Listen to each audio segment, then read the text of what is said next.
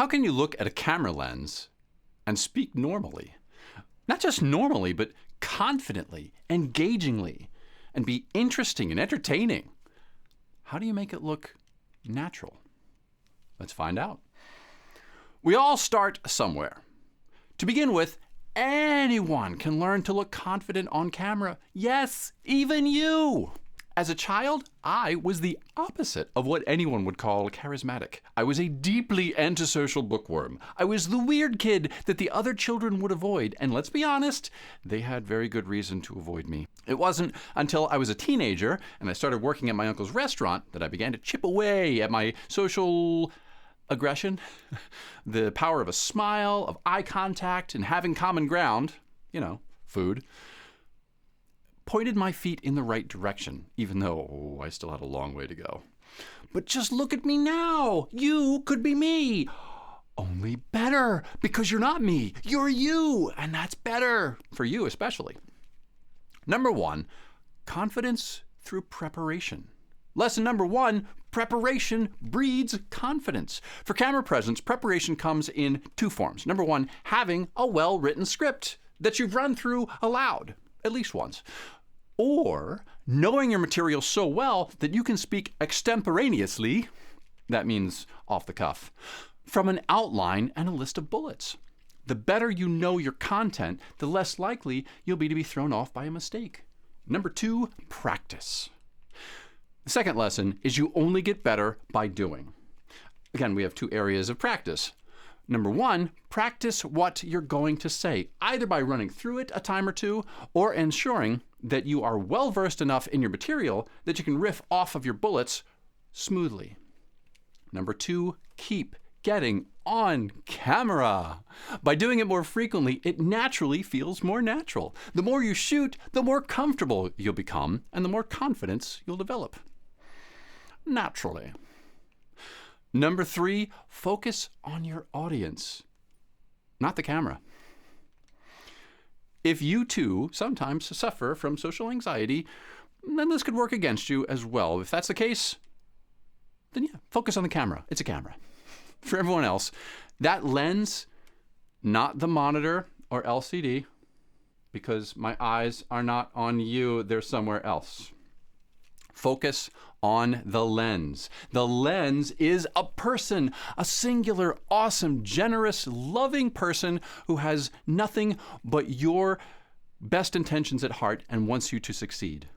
That can remove the coldness and sterility of looking into a circle. Number 4, breath is life. Before every video that I shoot, I start with 3 deep, slow breaths. Then I take in half a breath and pause for a beat before I begin. Breathing relieves stress. It helps relax you and calm your nerves. Number 1, it counteracts anxiety. Number 2, it reduces cortisol levels. That's the stress hormone. Number 3, it improves oxygen exchange, just what a rapid-fire brain needs when delivering a valuable message.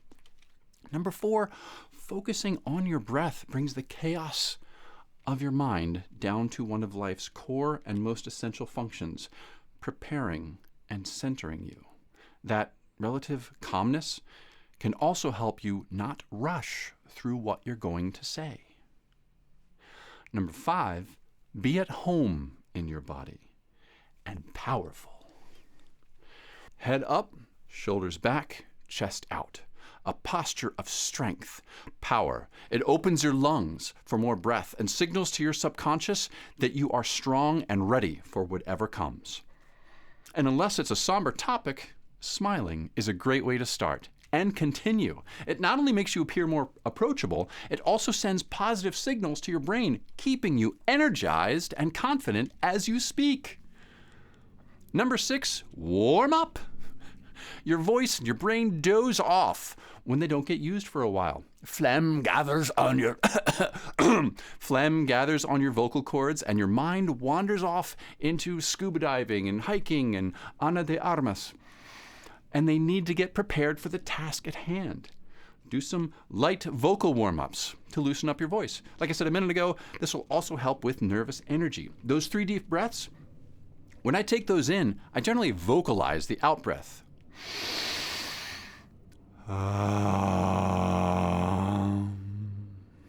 I also do a dress rehearsal.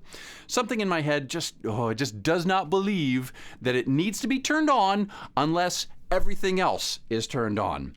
So I do one take with the camera running, with the audio recording. Sometimes, rarely, I even use that take. Usually, though, that's the one that shakes out all the cobwebs and gets my head right and my tongue loose in my head, in my mouth.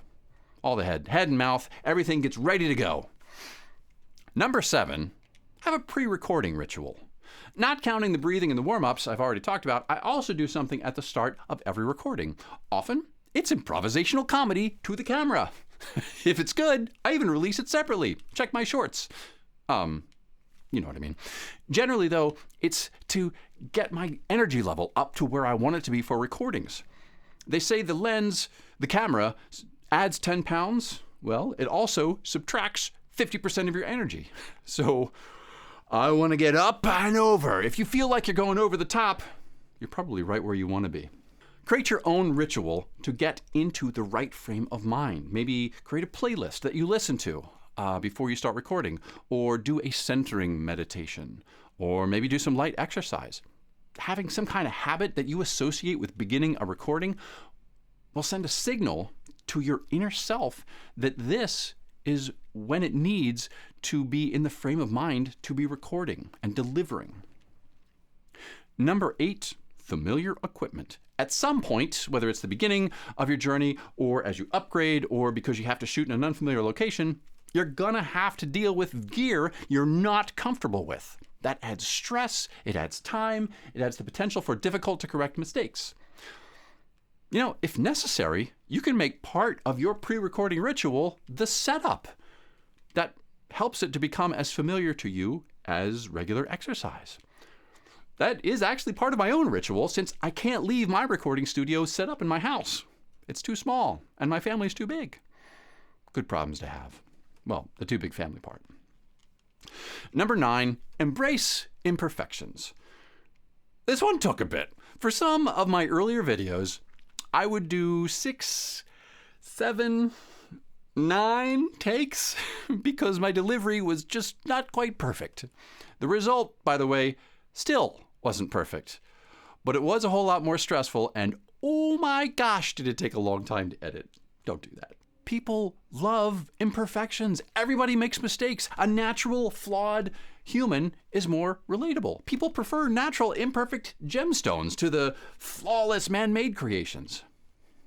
Number 10, pace yourself. I could also work more on this one, just because I get so excited. Speak slowly and clearly. Nerves accelerate you, especially when you're starting out. Concentrate on speaking deliberately. It is simplicity itself if someone wishes to speed you up. If you're speaking slowly and deliberately, it makes sure that you're understandable.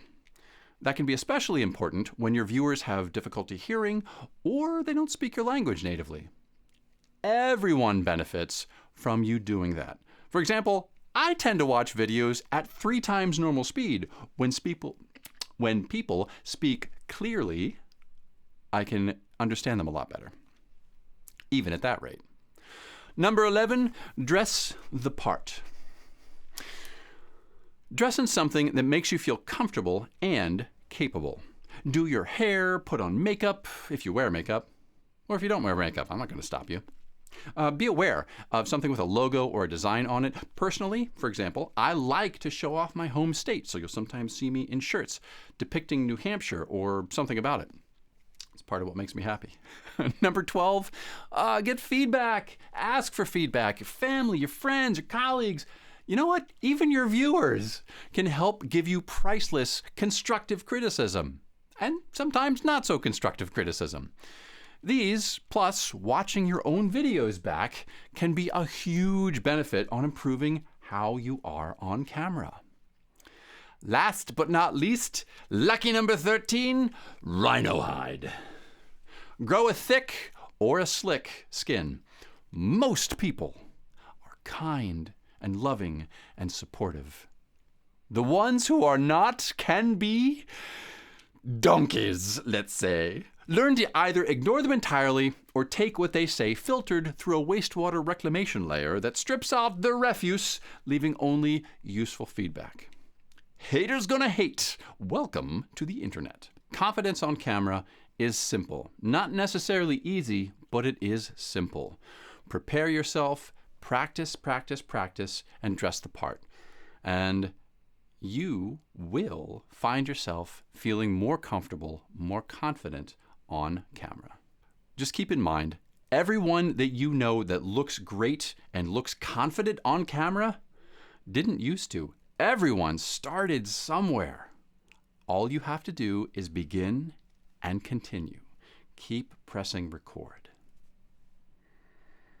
If you have found this valuable, feel free to subscribe. I will just keep sharing this stuff. And, oh, this is going to be great. I will even send you a newsletter, but only if you subscribe.